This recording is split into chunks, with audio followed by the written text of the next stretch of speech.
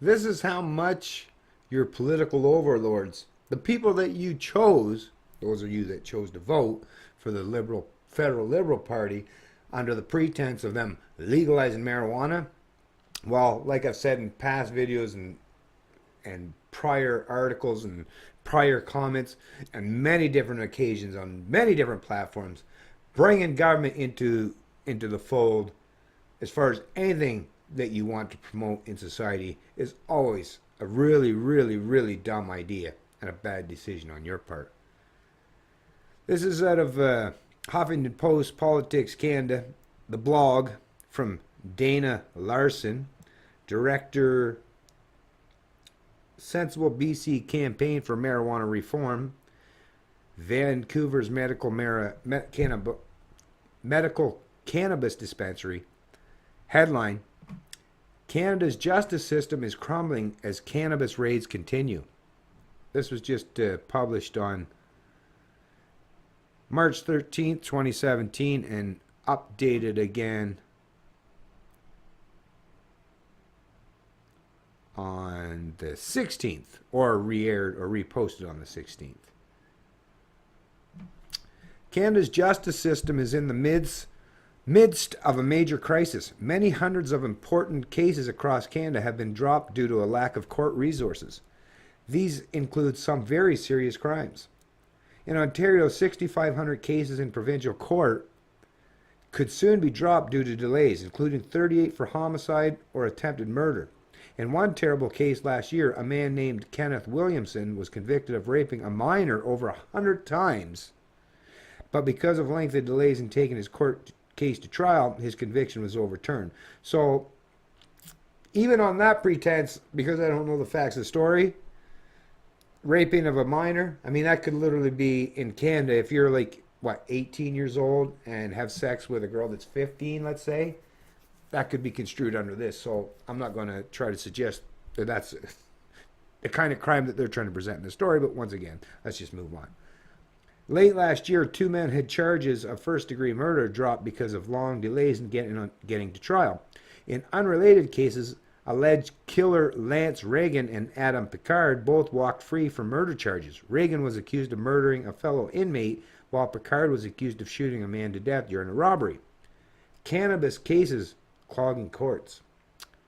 Considering this justice system crisis, cannabis should obviously be the lowest priority for police in the courts, but it's not.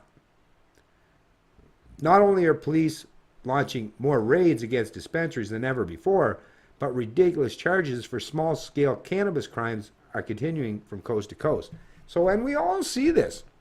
Like I say, they're adopting that same over-authoritarian mentality. Is they don't want to give you their freedom. They're like the most overbearing authoritarian parents, except like when you're talking about the state and the people. It's the same kind of relationship, right? They treat you as if they're your children. And think about the way they're treating their children. Well, they want to penalize, lock up, punish, criminalize, right?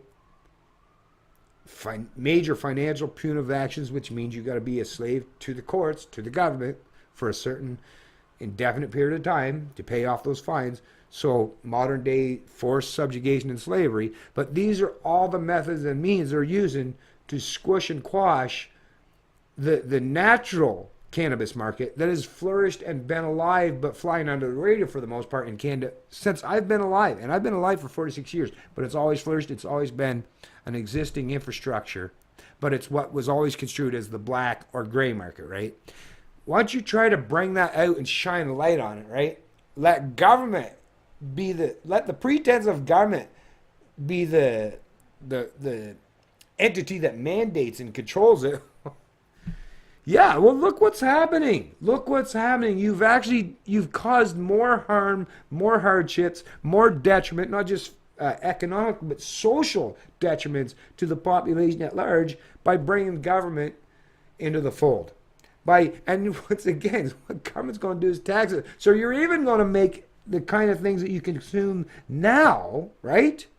And even though it's not legal, they didn't put a whole lot of resources into it, right? But now that they got a mandate, The government will be able to steal from you to pay for these mandates. You ask for it, and they're going to give it to you, and they're going to use the guise of, well, hey, that's what you wanted, so now you got to pay for it.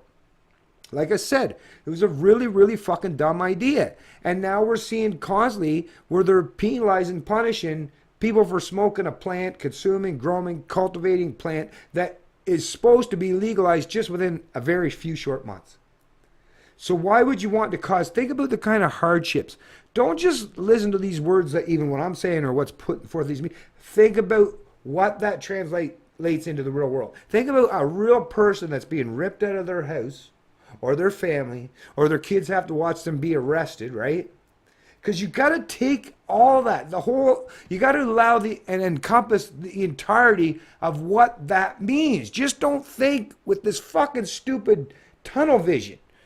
And don't think with that indoctrinated mentality that's jammed in your head. Think outside of what's been jammed in your head. Have the willingness to think outside of the propaganda that's been put forth to you. What does it mean when you criminalize and when you do these kinds of things and you put people in jails, a jail cell? Let me just tell you, the process of even getting to the jail cell, you have to be strip searched. I mean, the amount of indignities, like I say, you have to be ripped from your home. So whether it's your wife, your girlfriend, your kids, maybe your parents, right?